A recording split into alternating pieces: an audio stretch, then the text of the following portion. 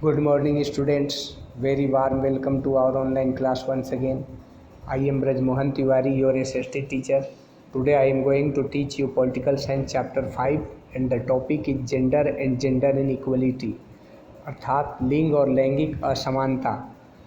In this chapter you will learn what is the meaning of the term gender, about gender discrimination and how the government works to remove gender inequality. इस अध्याय में आप लिंग शब्द का अर्थ समझेंगे, लिंग किसे कहते हैं, लैंगिक पक्षपात या लैंगिक भेदभाव क्या है और क्यों होता है, और सरकार इस लैंगिक असमानता को दूर करने के लिए कैसे काम करती है, क्या प्रयास करती है. Let us start now. Riya and Rohit's grandmother has come from their native village to visit their family in the city. Riya और रोहित की दादी माँ अपने मूल गांव से नगर में अपने परिवार से मिलने आई हैं. रीड देयर कन्वर्सेशन, उनकी वार्तालाप को सुनिए और समझने का प्रयास करिए, क्योंकि यह कहानी केवल इस परिवार की नहीं है, यह कहानी समाज के हर घर की है. Let us start now. Riya, go make some tea for your father. दादी माँ रिया से कहती हैं कि जाओ पिताजी के लिए चाय बनाओ. वहीं पर राहुल खड़ा रहता है और कहता है, ग्रैंड माँ I will go make the tea, papa loves the tea I make. Rohit कहता है कि दादी माँ क्या मैं जाकर चाय बनाऊं, क्योंकि मैं जो चाय बनाता हूं वह पिताजी को बहुत पसंद है. What, I can not believe I am hearing this, you are a boy. Rohit की बात को सुनकर दादी माँ को बड़ा आश्चर्य होता है. वह कहती हैं कि मुझे तो तुम्हारी बातों पर विश्वास ही नहीं हो रहा है, क्योंकि तुम एक लड़का हो. You can't do what a girl is suppose to do. तुम वह काम नहीं कर सकते जो लड़की कर सकती है. Leave the chores in the kitchen to your mother and sister. रसोई घर के काम को अपनी माँ और बहन पर छोड़ दो. Now move to the next page. Mother, it is okay, Rohit can make the T.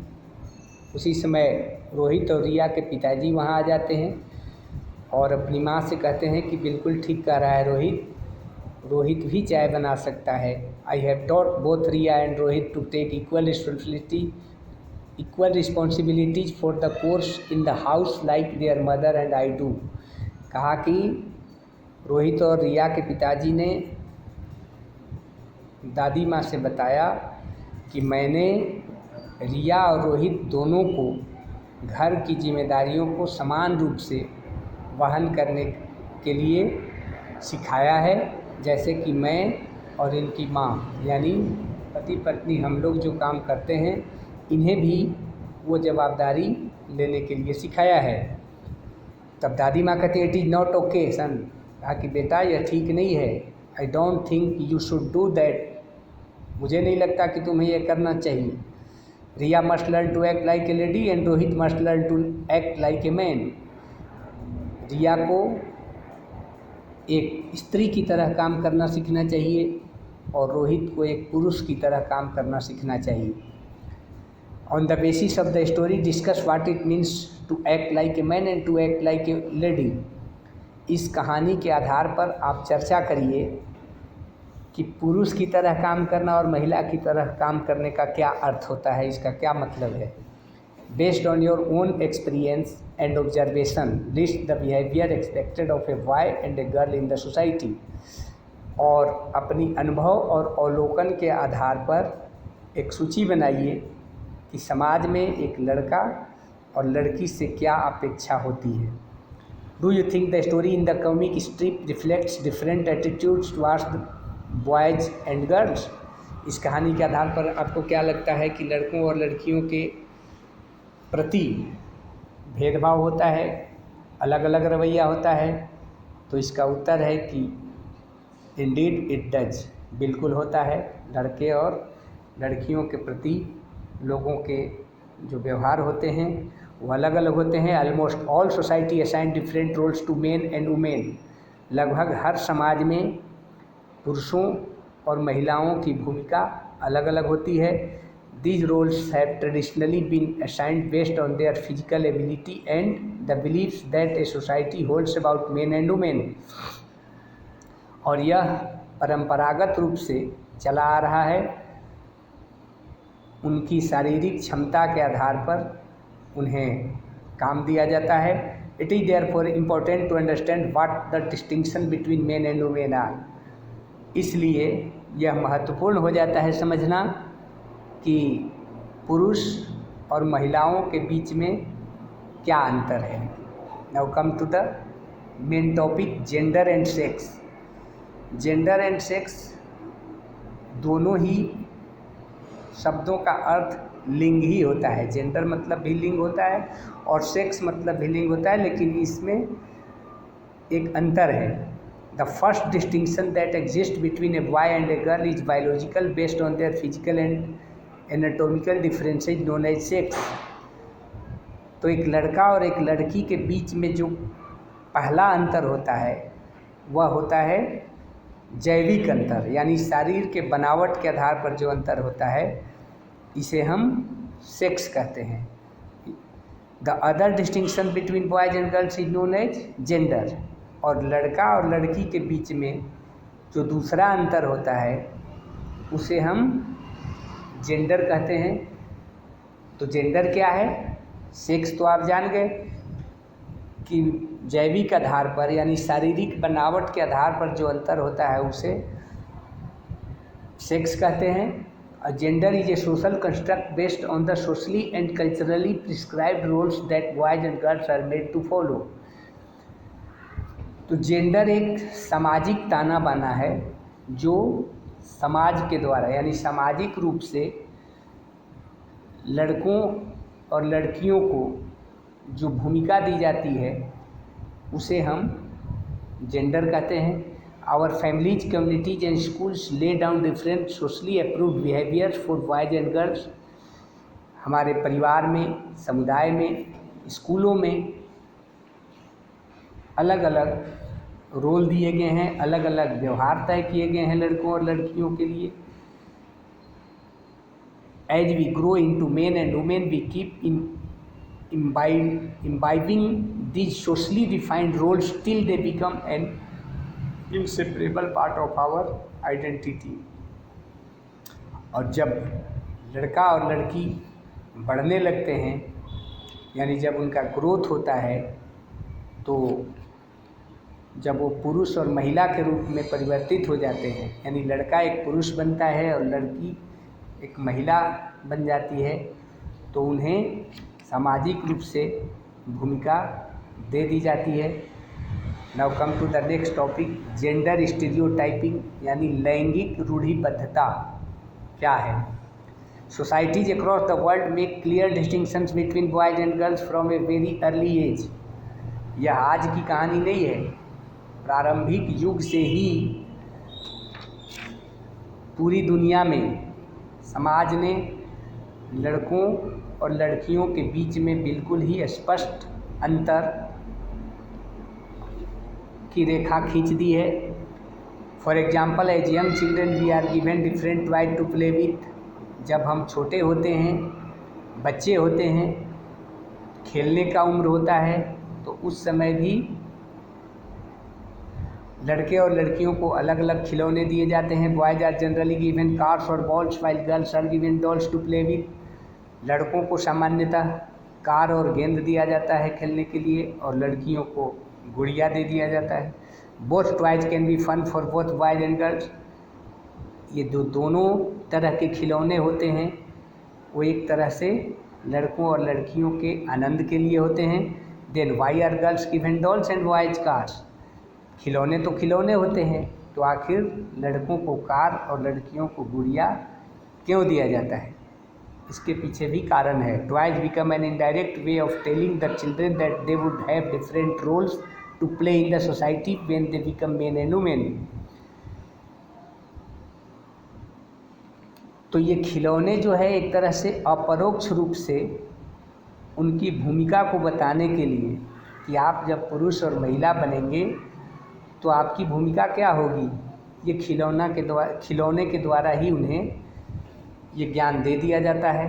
If we observe carefully we can find such differences created in the smallest things. यानी छोटी छोटी चीज़ों में भी ये अंतर उनके जीवन के प्रारंभिक काल से ही बना दिया जाता है। For example, according to Riya and Rohit grandmother, Rohit must not make the tea because it is a girl. और वुमेन्स, जो उदाहरण के लिए अभी आपने जो ये वार्तालाप सुनी, उसमें रिया और रोहित की दादी माँ के अनुसार रोहित को चाय नहीं बनाना चाहिए क्योंकि चाय बनाना लड़कियों का काम है। Such differences emerge in the form of gender stereotypes.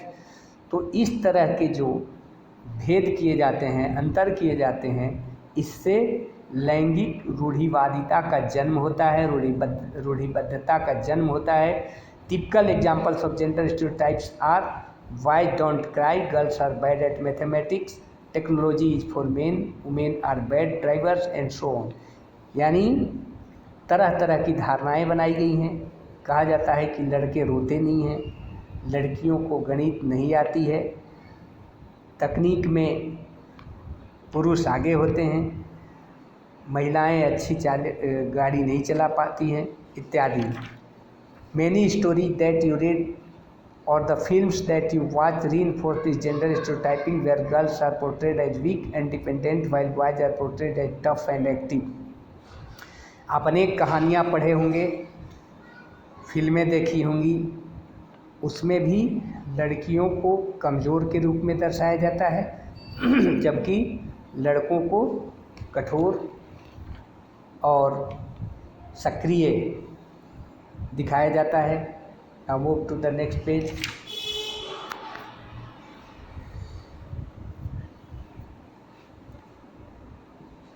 Gender inequality, लैंगिक असमानता क्या है, इस पर चर्चा करेंगे। Men and women are born equal, पुरुष और महिला दोनों समान रूप से जन्म लिए हैं।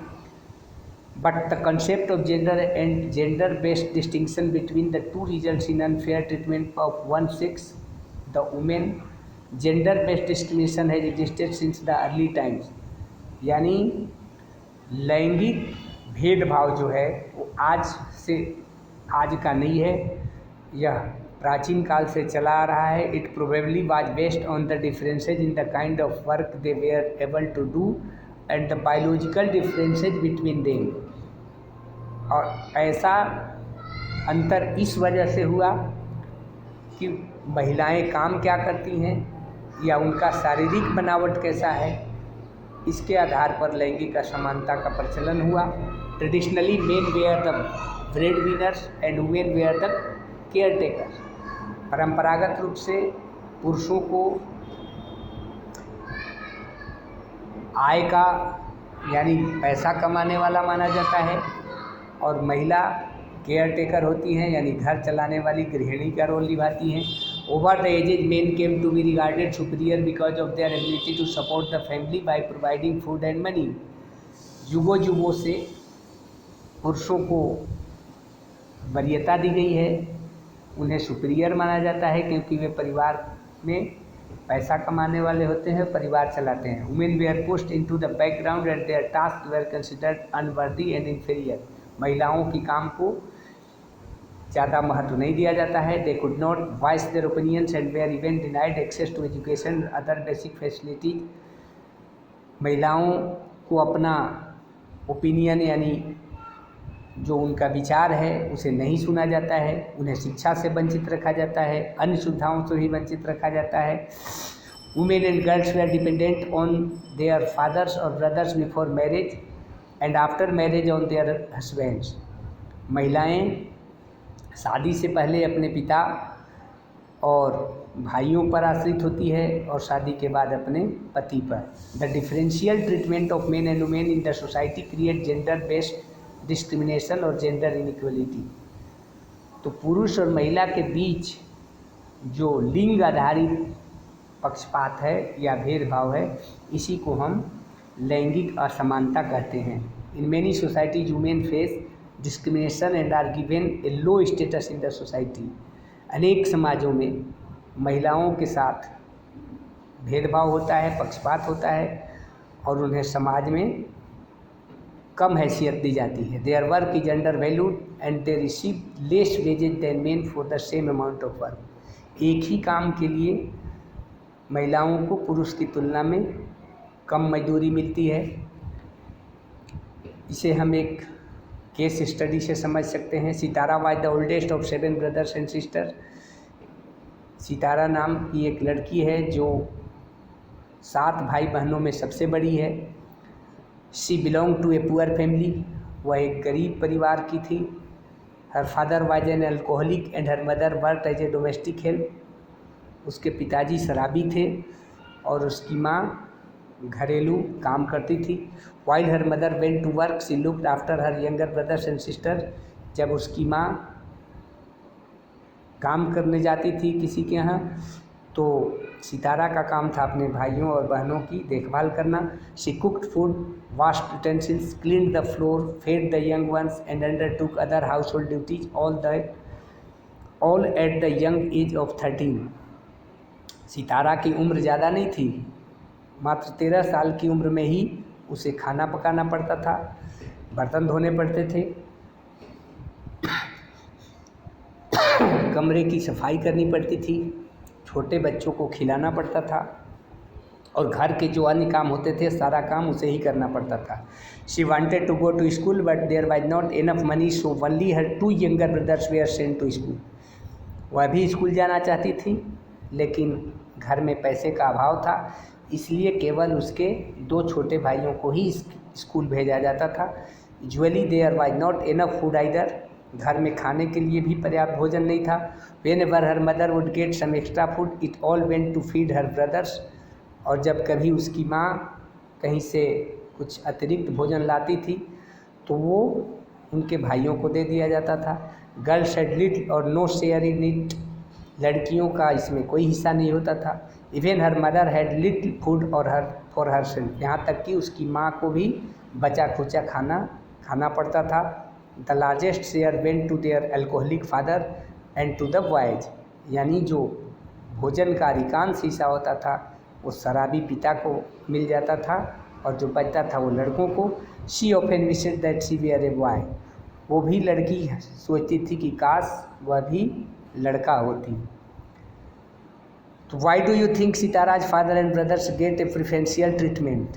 यानी सितारा के पिता और उसके भाइयों को ज़्यादा अहमियत क्यों दी जाती थी। Is Sitara's experience a unique one और are there many such instances. क्या सितारा का अनुभव एक अलग किस्म का अनुभव है या ऐसी घटनाएं आमतौर पर हमारे समाज में विद्यमान हैं। तो मुझे लगता है कि ये सितारा की कहानी केवल सितारा की ही नहीं है, ऐसी कहानियाँ हमारे समाज में हर जगह मौजूद हैं। Under the influence of 19th century social reformers like Raja Ram Mohan Rai, Ishwar Chand Vidyasagar and Dayanand Saraswati, reforms were introduced to uplift the position of Indian women। तो इस लैंगिक भेदभाव को मिटाने के लिए राजा राम मोहन राय, ईश्वर चंद विद्यासागर और दयानंद सरस्वती जैसे समाज सुधारकों ने बहुत प्रयास किया। Raja Ram Mohan Roy was instrumental in abolishing sati and inhuman practice under which a married woman burnt herself at the fire of her husband after his death। राजा राम मोहन राय सती प्रथा के खिलाफ थे। अब सती प्रथा किसे कहते हैं? सती प्रथा एक बहुत ही अमानवीय प्रथा थी जिसमें एक विवाहित स्त्री अपने पति के मृत्यु के बाद उसके चिता पर खुद को जला लेती थी। यह बहुत ही पीड़ादायक और अमानवीय प्रथा थी। Ishwar Chand Vidyasagar contributed by getting the widow remarriage act passed in 1856। Ishwar Chand Vidyasagar ने प्रयास किया कि विधवा को भी पुनर्विवाह करने का अधिकार हो। उनके प्रयास के फलस्वरूप 1856 में विधवा पुनर्विवाह कानून पारित किया गया। Dayanand Saraswati opened number of colleges and schools to promote women's education. और दयानंद सरस्वती ने महिलाओं की शिक्षा के लिए अनेक स्कूल और कॉलेज खोले। Now move to the next page. Inequality in work यानी काम में असमानता। Women's primary role as a caretaker and homemaker is one which is often not valued. यानी महिलाओं का मुख्य काम गृहिणी का है, उनका काम है घर की देखभाल करना। In many societies it is naturally assume that men will work outside the home and the women may also do so provided they also fulfil their household duties. और आमतौर पर जो समाज में पुरुष होते हैं वो बाहर जाकर काम करते हैं और महिलाओं को घर संभालना पड़ता है, और यदि वो बाहर काम करने जाएं तब भी घर का काम उन्हें ही करना पड़ता है। Now move to the next page.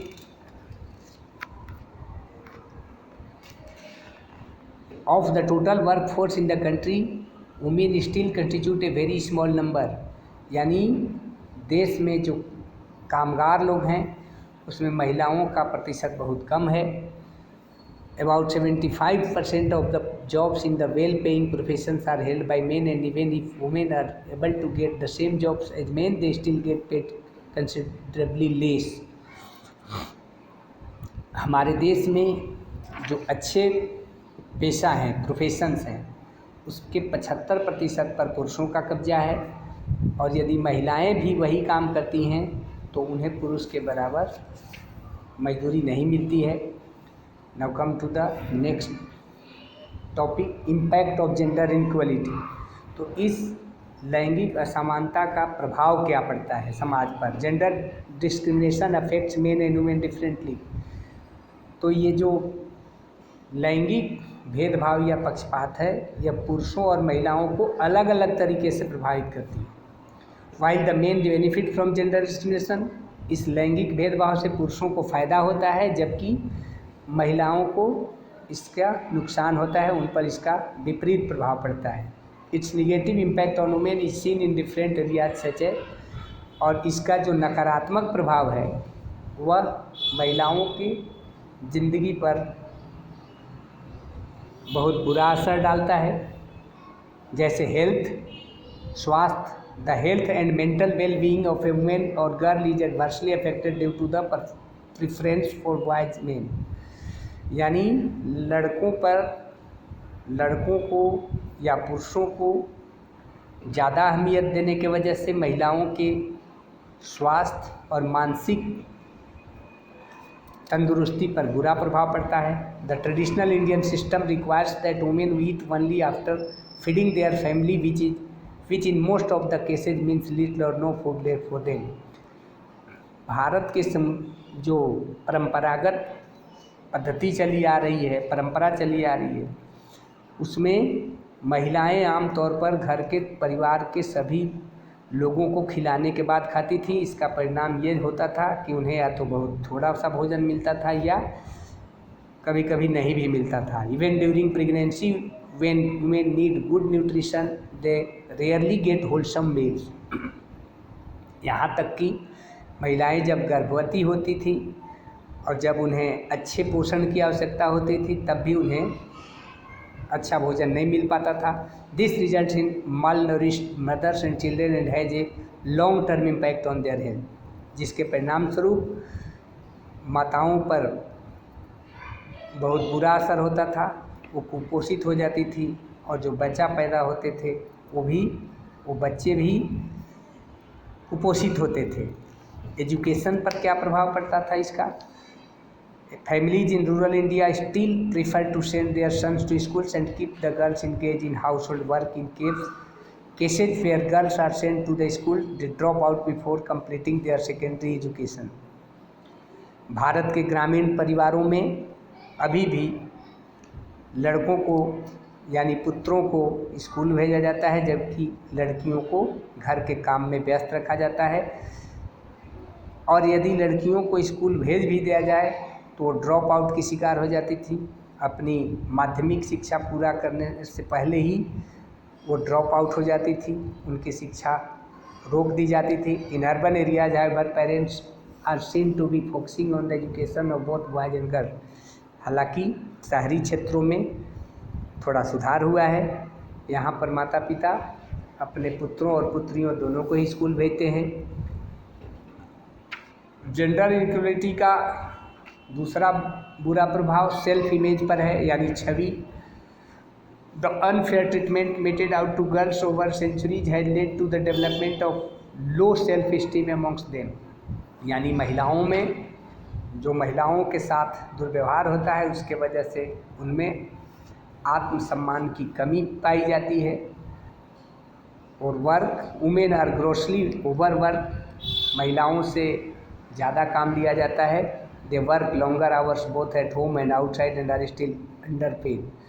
महिलाओं को घरों में और बाहर हर जगह ज़्यादा काम करना पड़ता है, जबकि उन्हें मजदूरी कम दी जाती है। Now come to the next topic, government efforts to remove gender inequality. तो ये जो लैंगिक असमानता है इसे दूर करने के लिए सरकार कौन से प्रयास कर रही है और क्या प्रयास करना चाहिए। Our constitution strives to give equal opportunity to both men and women. हमारे संविधान में पुरुषों और महिलाओं को समान अवसर यानी समान अधिकार दिया गया है। But as we can see inequalities as exist in terms of non appreciation of women's efforts in domestic and public spheres of the society. लेकिन संविधान के प्रावधान के बावजूद घर से लेकर बाहर तक महिलाओं के साथ भेदभाव किया जाता है। The government realises that the owners of family and household care in a patriarchal country like India eventually falls on the women and has therefore taken measures in this direction। यानी सरकार को ये लगता है कि हमारे समाज में, क्योंकि हमारा समाज पितृसत्तात्मक यानी पैट्रियार्कल समाज है, इसमें घर चलाने की जिम्मेदारी महिलाओं पर दे दी जाती है। This directly means that the government will have to ensure that girls are able to attend schools and not fall victim to the burden of household chores. तो इस दिशा में यानी इस लैंगिक असमानता को दूर करने के लिए सरकार का कर्तव्य है कि कुछ कदम लिए जाएं, कदम उठाए जाएं।